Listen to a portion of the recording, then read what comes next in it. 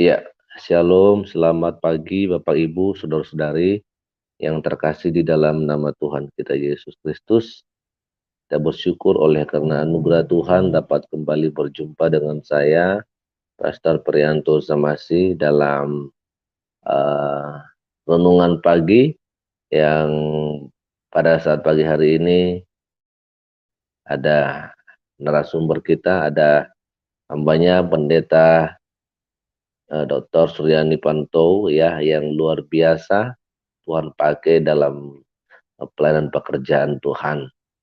Maka itu sebabnya langsung saja kita akan sapa Ibu Pendeta Suryani. Shalom, selamat pagi Ibu Pendeta. Ya, Shalom, selamat pagi semuanya Bapak Parianto. Puji Tuhan. Gimana kabarnya Ibu? Ya, puji nama Tuhan, sehat ya. Bapak juga ya, dan semua yang mendengarkan diharapkan semuanya sehat ya. Amin, amin. Amin. Ya, puji Tuhan. Oke Bu, langsung saja saya akan persilakan untuk penyampaian renungan firman Tuhan pada saat pagi hari ini. Silakan Ibu Pendeta. Ya, Shalom semuanya, puji nama Tuhan. Kita berjumpa lagi ya di dalam acara renungan pagi ini. Sebelum kita mendengarkan firman Tuhan, mari kita satu di dalam doa. Bapa, terima kasih buat hari yang baru yang Tuhan berikan kepada kami. Kami memulai hari ini bersama dengan Tuhan. Biarlah kebenaran firman Tuhan yang kami dengar saat ini sungguh-sungguh menguatkan kami dan kami terus bertumbuh di dalam pengenalan kasih akan Tuhan dan di dalam kebenaran firman-Mu. Pakai hamba urapi dan biarlah Roh Kudus sendiri mengambil alih semuanya, sehingga apa yang kami dengar itu sungguh-sungguh berasal daripada Tuhan. Berfirmanlah Tuhan, kami siap mendengar dalam nama Yesus, haleluya, amin. Saudara yang kekasih, pada pagi ini saya ingin mengajak kita bersama-sama belajar dengan satu tema, kesombongan awal dari kehancuran. Ya, kita tahu itu apa artinya sombong ya, saudara, dan kesombongan itu adalah salah satu juga penyebab bagaimana iblis dibuang ke bumi ya, karena sombong, karena ingin menyamakan dirinya dengan Tuhan ya. Oleh sebab itu dia kemudian dibuang ke bumi. Nah, saudara, rupanya kesombongan itu ya memang satu sifat yang sangat dibenci oleh Tuhan dan Tuhan sangat menentang akan kesombongan itu.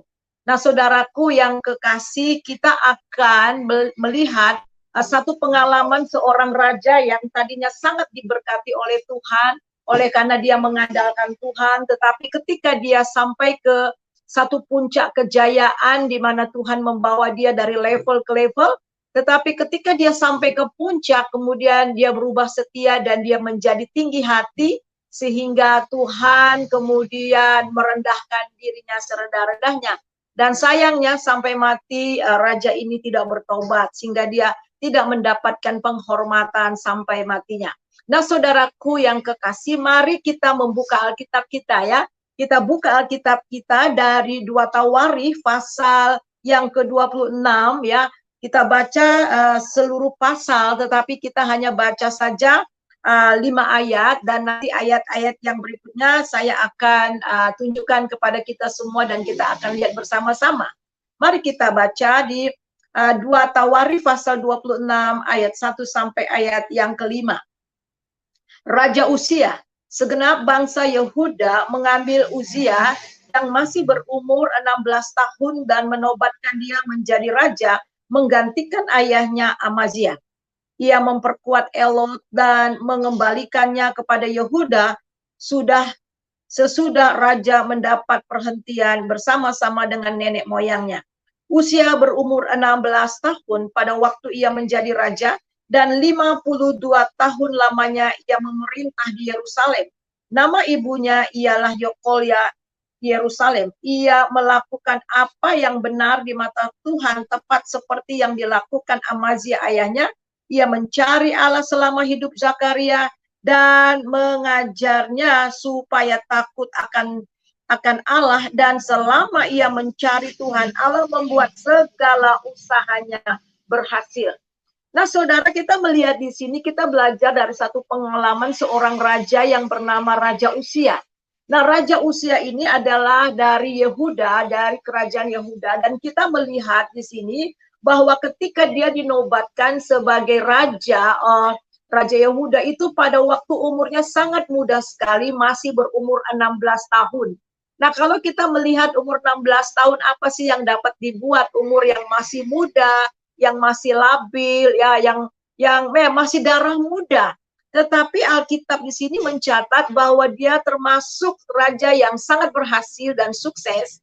Dan kita melihat di sini bahwa dia juga memerintah selama 52 tahun.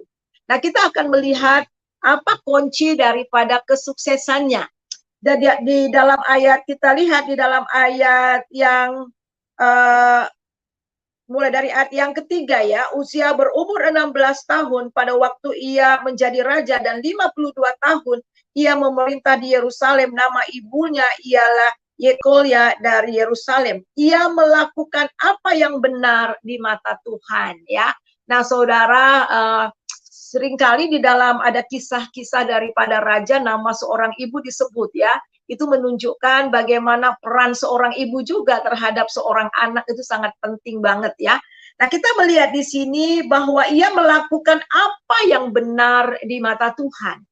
Jadi melakukan apa yang benar di mata Tuhan itu berarti betul-betul dia menjaga kehidupan kekudusannya ya. Dia tidak sembarangan di dalam melakukan pemerintahannya, dia betul-betul mengandalkan Tuhan. Dan kita melihat ada beberapa contoh orang-orang yang benar-benar melakukan apa yang benar di hadapan Tuhan. Kita lihat contoh itu adalah Nuh ya. Kita lihat Nuh di dalam Kejadian pasal yang ke-6. Kita lihat Nuh di dalam Kejadian pasal yang ke-6, kita baca di dalam ayat yang ke-9, demikian bunyinya. Inilah riwayat Nuh. Nuh adalah seorang yang benar, yang tidak bercela di antara orang-orang sezamannya, dan Nuh itu hidup bergaul dengan Tuhan. Jadi kita melihat di sini orang benar, orang yang melakukan kebenaran itu adalah orang yang hidup tidak bercela. Nuh tidak bercela, melakukan tidak bercela di masa zamannya, di mana zamannya itu orang-orang semuanya jahat, yaitu kita dapat lihat di dalam ayat-ayat sebelumnya. Kecenderungan hati orang-orang pada saat itu melakukan kejahatan. Tetapi Nuh melakukan apa yang benar di mata Tuhan dan hidup tidak bercela. Nah, orang yang melakukan apa yang benar di mata Tuhan itu adalah orang yang melakukan firman. Ya, kita lihat itu di dalam ayat yang ke-22 dari Kejadian pasal 6. Lalu Nuh melakukan semuanya itu tepat seperti yang diperintahkan Allah kepadanya, demikian dilakukannya. Dan begitu juga kita lihat contoh-contoh yang lain seperti kita lihat juga seperti Abraham ya, seperti Yusuf dan sebagainya. Jadi orang-orang yang tidak hidup bercela dan melakukan tepat yang seperti yang Tuhan katakan. Nah, inilah salah satu kunci daripada keberhasilan daripada Uzia. Dan kemudian kita melihat lagi di dalam ayat yang keempat itu, ia melakukan apa yang benar di mata Tuhan tepat seperti yang dilakukan Amazia ayahnya. Ia mencari Allah selama hidup Zakaria. Dan yang kedua, ia mencari Allah ya. Kita lihat janji Tuhan di dalam Matius pasal 6 ayat 33, carilah dahulu kerajaan Allah dan kebenarannya, maka semuanya itu akan ditambahkan kepadamu. Dan Tuhan memberi upah bagi orang yang betul-betul mencari dan beriman kepada Dia. Dan ini adalah janji Tuhan.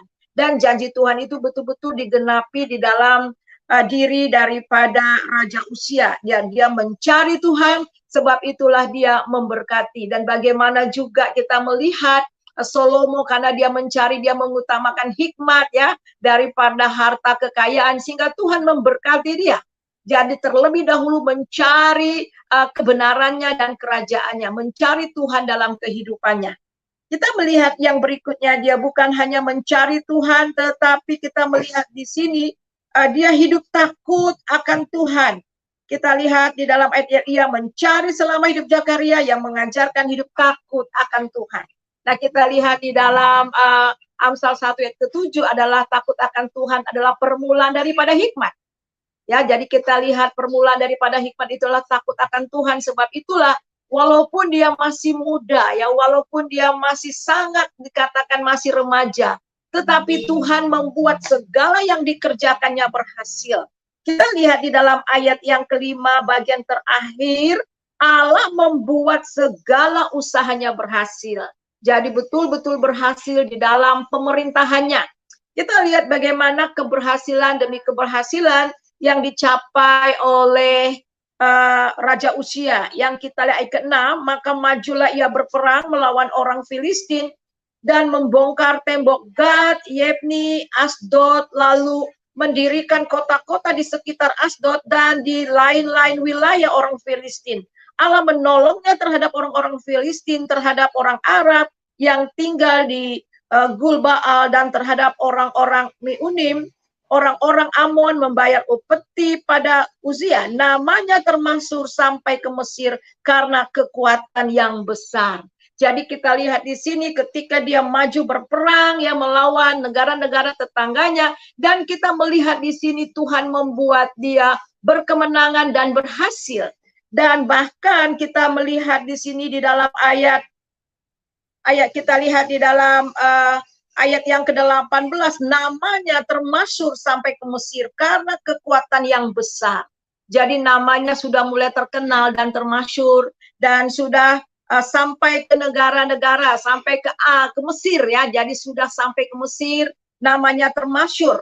Dan kemudian kita melihat ayat ke-9, Uzia mendirikan menara di Yerusalem di antara pintu gerbang sudut, di atas pintu gerbang lebak dan di atas penjuru, serta mengkokohkannya. Ia mendirikan juga menara-menara di padang gurun dan menggali banyak sumur karena banyak ternaknya, baik di dataran rendah maupun di dataran tinggi. Wah, Tuhan memberkati dia, banyak sekali ternak-ternak, sumur-sumur yang dibangun, yang digali, dan kemudian kita lihat ada menara-menara. Jadi dia betul semakin kerajaannya semakin kuat. Kita melihat juga begitu juga saudara, secara militer dia juga semakin kuat.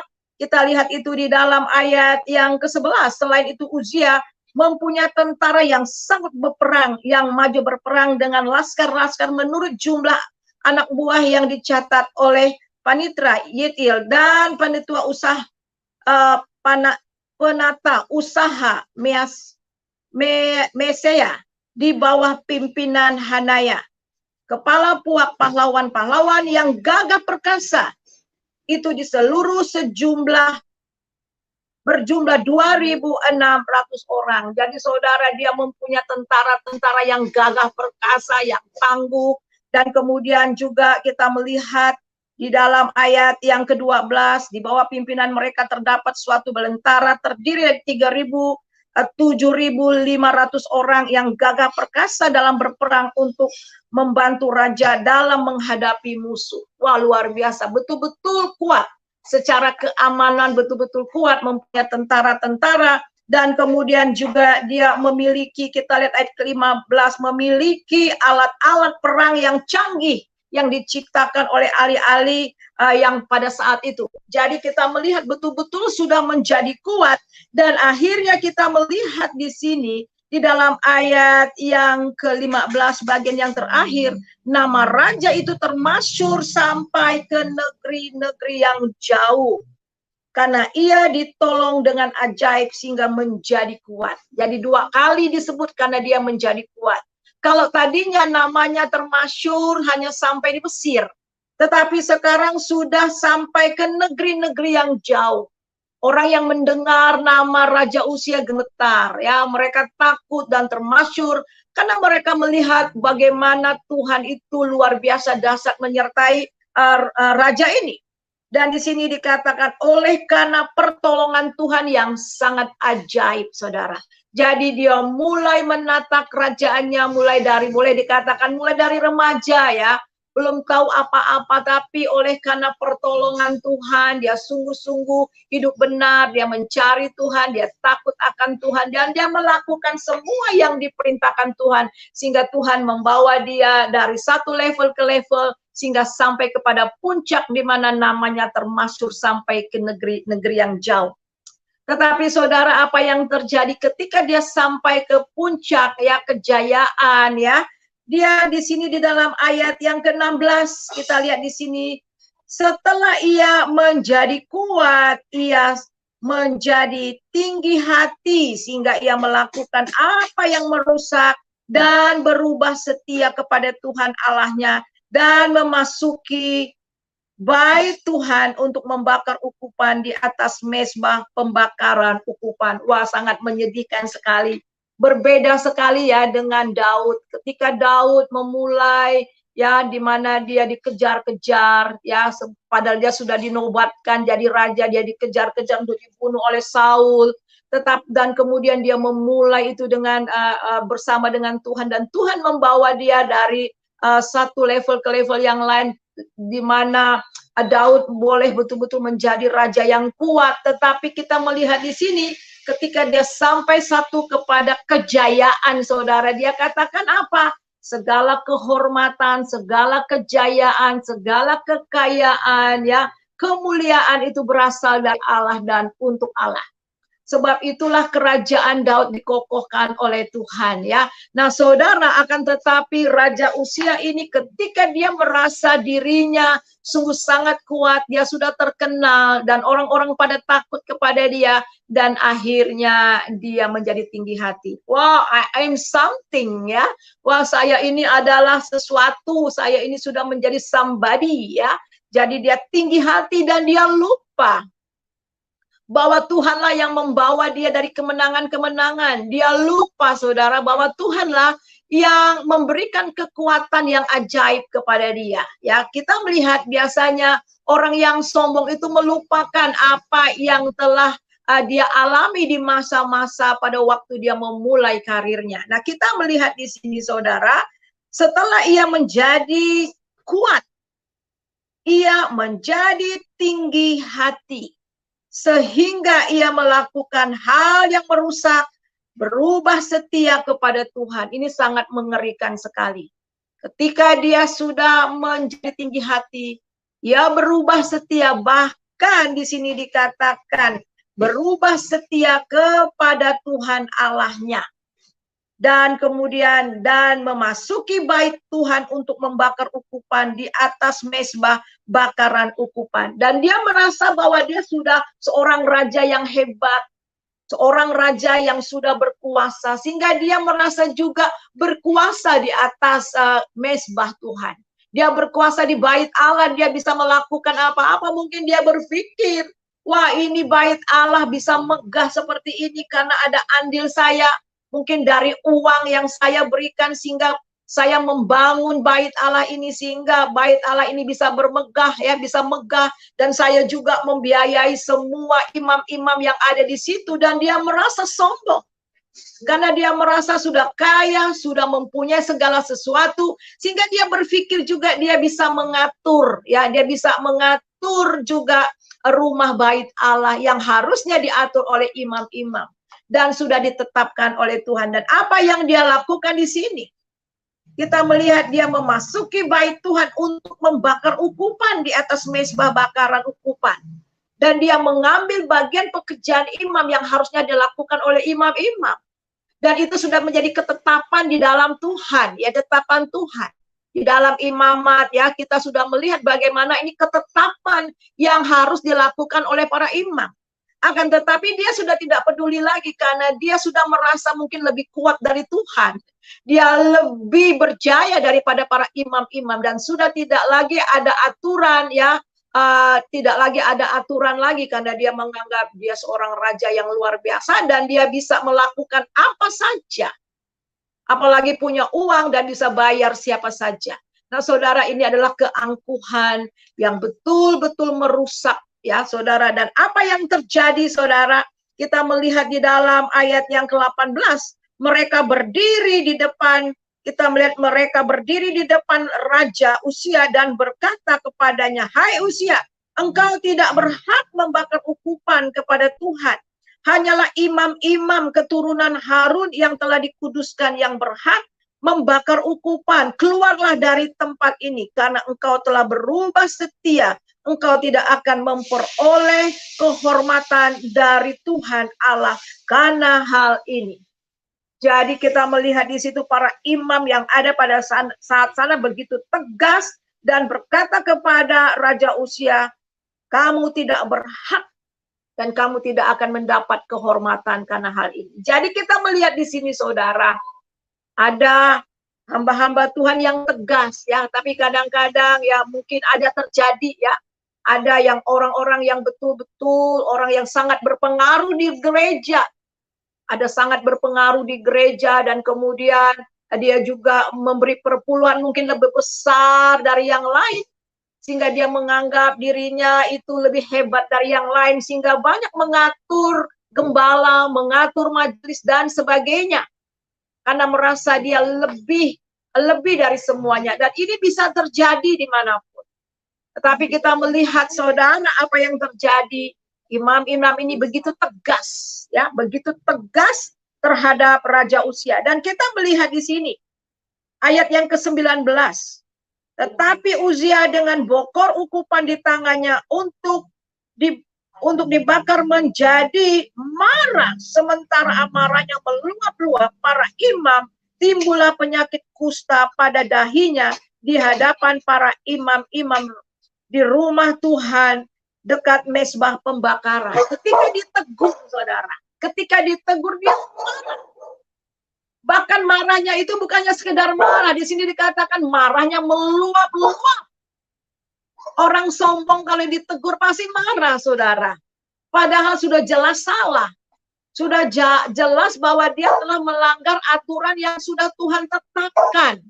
Itu hanya pekerjaan para imam yang harus dilakukan. Akan tetapi Raja Uzia tidak peduli dan dia ketika ditegur dia begitu marah. Dan dengan amarah yang meluap-luap. Nggak ada alasan sebenarnya marah. Seharusnya dia bertobat, dia sadar, ya ampuni saya sudah salah. Harusnya begitu, saya sudah lancang. Tetapi kita melihat di sini saudara, dia begitu marah dan ketika dia begitu marah, kita melihat di sini, di dalam ayat yang ke-9 tadi itu timbullah penyakit kusta pada dahinya di hadapan para imam di rumah Tuhan dekat mezbah bakaran itu, dan akhirnya timbullah penyakit kusta. Nah, saudara, penyakit kusta itu adalah salah satu kutuk ya, kutuk oleh karena dosa. Dan apa yang terjadi saudara? Ayat yang ke-20 ya, kita lihat di sini. Ayat yang ke-20, imam kepala Azaria dan semua imam lainnya memandang kepadanya dan sesungguhnya ia kusta di dahinya. Cepat-cepat mereka mengusir dia dari sana dan ia sendiri tergesa-gesa keluar karena Tuhan telah menimpa tulah kepadanya. Nah saudara, dengan usiran apa saudara? Coba kita lihat dalam Imamat pasal yang ke-13. Imamat pasal yang ke-13 kita baca di dalam ayat yang ke-45. Ya, kita lihat ayat yang ke-45, kita lihat 40 mulai dari 43 ya. Lalu imam harus memeriksa dia, lalu ternyata bahwa bengkak dan bagian kepala yang botak dan putih kemerah-merahan dan kelihatannya seperti kusta pada kulit, maka orang yang sakit kusta ia najis, dan imam harus menyatakan dia najis karena penyakit yang di kepalanya. Orang itu, orang sakit kusta, harus berpakaian dan cobak-cabik. Rambutnya terurai, dan lagi ia harus menutupi mukanya sambil berseru, najis, najis. Nah saudara, dengan kata apa imam harus berseru ketika mengusir Raja Uzia? Dengan kata najis. Seluruh imam-imam yang pada saat itu bilang, najis kamu, najis. Dan bagaimana dia menyatakan dirinya? Dia pun lari terbirit-birit. Dia lari tergesa-gesa. Najis, najis, najis, najis. Dan dia menyatakan dirinya najis, najis. Dan saudara, aturan dari firman Tuhan, orang yang penyakit kusta, dia harus tinggal di luar dari komunitas. Ya. Nah saudara, kita melihat ini akibat daripada kesombongan dari Raja Uzia. Sayang karakternya tidak bertumbuh. Oleh sebab itulah saudara, Alkitab juga mengatakan ya, kalau kita nggak bertumbuh dalam karakter dari Tuhan ya, maka ketika sampai di puncak justru jabatan Justru kejayaan akan menghancurkan kita sendiri karena kita nggak siap dan akhirnya menjadi sombong. Kita lihat bagaimana akhir hidup daripada Raja Uzia. Kita melihat di dalam ayat yang ke-21, 21. Raja Uzia sakit kusta sampai kepada hari matinya. Sangat menyedihkan. Dan saya percaya seandainya Raja Uzia itu bertobat dan mengakui kesalahannya dan mau merendahkan dirinya di hadapan Tuhan, saya percaya saudara, pasti dia akan disembuhkan, dipulihkan, bahkan kedudukannya akan dipulihkan oleh Tuhan. Tetapi kesombongan begitu amat sangat, sehingga sampai mati, dia mati di dalam kesombongannya, saudara. Dia mati di dalam kustanya. Kita lihat itu di dalam ayat yang ke-21 itu ya, sekali lagi. Raja Uzia sakit kusta sampai kepada matinya, dan sebagai orang yang sakit kusta, ia tinggal dalam sebuah rumah pengasingan karena ia dikucilkan dari rumah Tuhan.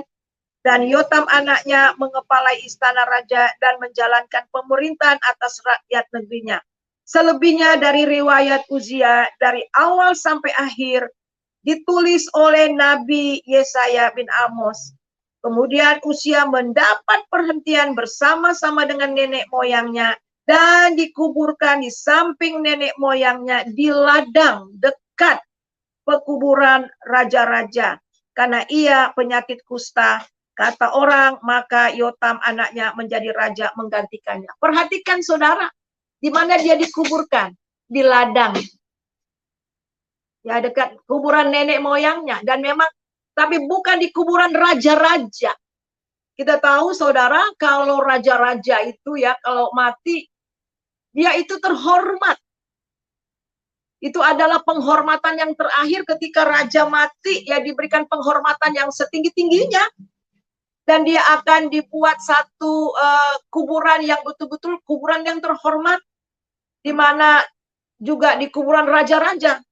Tapi sayang, Raja Uzia dia dikuburkan di ladang, ya sampai mati dia tidak mendapatkan penghormatan.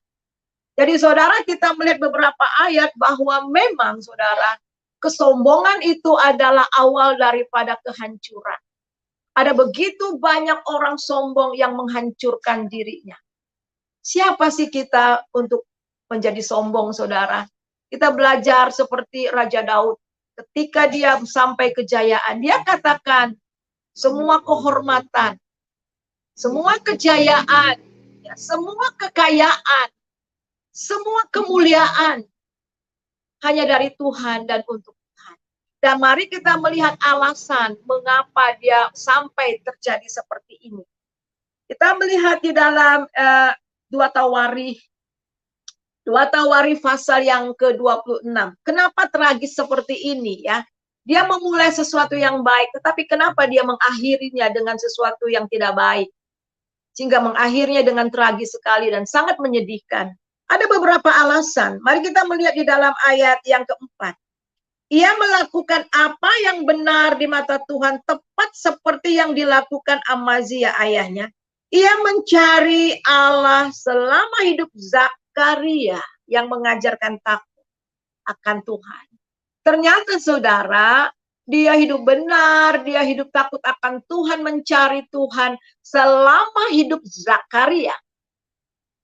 Ketika Zakaria meninggal, maka meninggal juga dia punya iman, kesungguhannya. Jadi dia betul-betul bergantung kepada seseorang. Kesungguhannya mencari Tuhan, kesungguhannya dia betul-betul hidup takut akan Tuhan, mencari Tuhan, hidup benar, hanya karena ada seseorang yang terus-menerus mengawasinya dan memotivasinya. Sehingga ketika orang itu meninggal, ya Zakaria meninggal, maka dia juga meninggalkan kesetiaannya sama Tuhan. Saudara, pelajaran apa yang kita petik dari sini? Bahwa iman kita tidak tergantung kepada seseorang. Pertumbuhan kita bersama dengan Tuhan, pengenalan kita bersama dengan Tuhan, itu tidak tergantung dari orang lain. Termasuk tidak tergantung pada pendeta. Tetapi setiap pribadi kita bertanggung jawab untuk diri kita sendiri. Oleh sebab itulah kita harus bertumbuh, setiap person, setiap orang yang mengenal Kristus menjadi Tuhan dan Juru Selamat. Dia harus membangun hubungan pribadi lepas pribadi kepada Tuhan. Sehingga dia bertumbuh di dalam pengenalan kasih akan Tuhan. Tapi sayang, Raja Uzia tidak mendapat bagian dalam hal ini ya, karena dia sangat bergantung dari Raja Zakaria, dari Imam Zakaria. Nah, sekarang kita melihat saudara bahwa ada beberapa ayat bahwa Allah menentang orang yang congkak. Kita melihat di dalam 1 Petrus, kita melihat beberapa ayat 1 Petrus. Kita lihat dalam 1 Petrus pasal yang kelima. 1 Petrus pasal yang kelima, kita lihat ayat yang kelima, demikian bunyinya. 1 Petrus pasal 5 ayat yang kelima. Demikian jugalah kamu, hei orang-orang muda, tunduklah kepada orang-orang yang tua. Dan kamu semua rendahkanlah dirimu seorang terhadap yang lain. Sebab Allah menentang orang yang congkak, tetapi mengasihi orang yang rendah hati. Sekali lagi, Allah menentang orang yang congkak dan mengasihi orang yang rendah hati. Ada begitu banyak ayat-ayat yang menentang tentang Allah, menentang kecongkakan dan kesombongan ini, saudara. Jadi itulah renungan yang kita lihat pada hari ini. Alkitab, Yesus bahkan mengatakan barang siapa yang meninggikan dirinya, ia akan direndahkan. Tetapi barang siapa yang merendahkan dirinya, akan ditinggikan. Ada seorang raja yang bernama Manasye. Kalau Manasye ini adalah orang yang sangat-sangat jahat sekali. Tapi ketika Tuhan membawa dia ke Babel, bahkan menyeret dia di dalam penjara, dia berusaha melunakkan hati Allah. Dengan apa dia melunakkan hati Allah? Yaitu dengan merendahkan dirinya di hadapan Tuhan. Saudara, dengan apa kita bisa berkenan kepada Tuhan? Dengan merendahkan diri kita kepada Tuhan. Manasye merendahkan, melunakkan hati Tuhan dengan merendahkan dirinya ke hadapan Tuhan. Sehingga apa? Tuhan kemudian memulihkan kerajaannya dan dia mati di istana. Dia mendapatkan penghormatan sampai matinya. Nah, saudara, mari kita sungguh-sungguh tahu bahwa kita diselamatkan karena iman semata-mata. Itu karena kasih karunia semata-mata.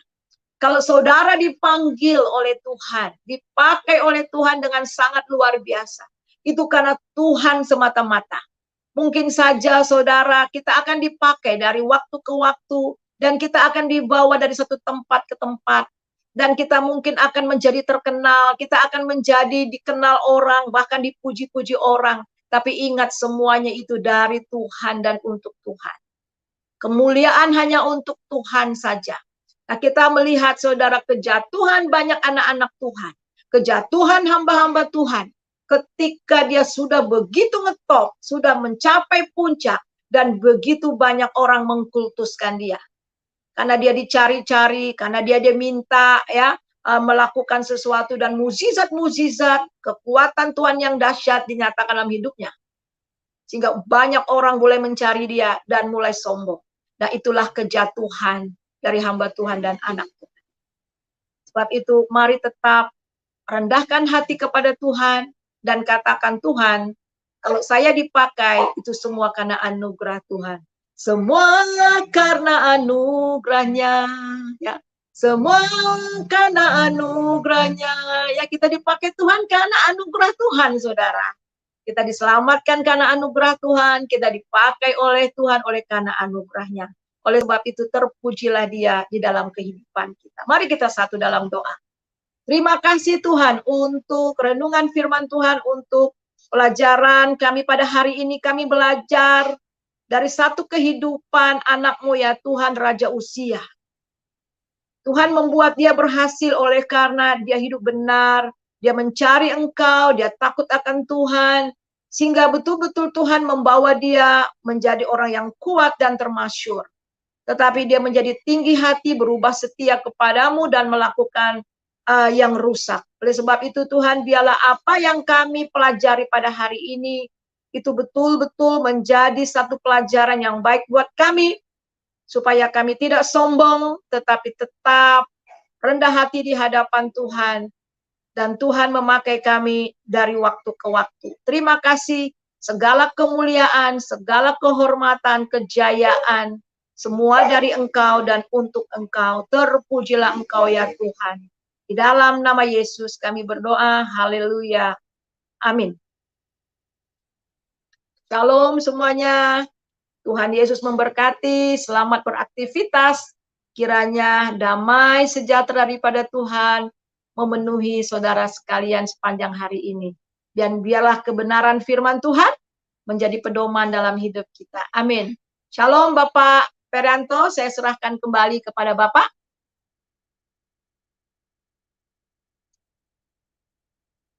Halo. Ya.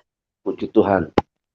Jadi terima kasih buat firman Tuhan yang telah disampaikan oleh Ibu Suryani Panto pada saat pagi hari ini, yang sangat memberkati kita bahwa dalam hidup ini seberapapun harta yang kita punya, bahkan mungkin jabatan yang kita boleh nikmati, itu adalah anugerah dari Tuhan, dan di sana kita tidak perlu sombong karena segala sesuatu dari Dia dan untuk Dia. Jadi biarlah segala hormat dan kemuliaan, kejayaan hanya bagi Tuhan kita Yesus Kristus saja.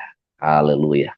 Baik, terima kasih Bu buat firman Tuhan pagi hari ini yang telah disampaikan, dan pasti akan memberkati setiap yang mendengarkan pada saat pagi hari ini. Terima kasih, diberkati Ibu Suryani Panto dan juga keluarga, pelayanan dan juga usaha-usaha lainnya. Ya, selamat pagi Pak. Tuhan Yesus memberkati. Amin. Ya, amin. Memberkati. Amin. Ya, shalom semuanya. Ya, baik, terima kasih Bapak Ibu, saudara-saudari, kesempatan pada saat pagi hari ini. Sekian saja, dan saya mengucapkan selamat pagi, selamat beraktivitas. Tuhan Yesus memberkati kita semua. Shalom.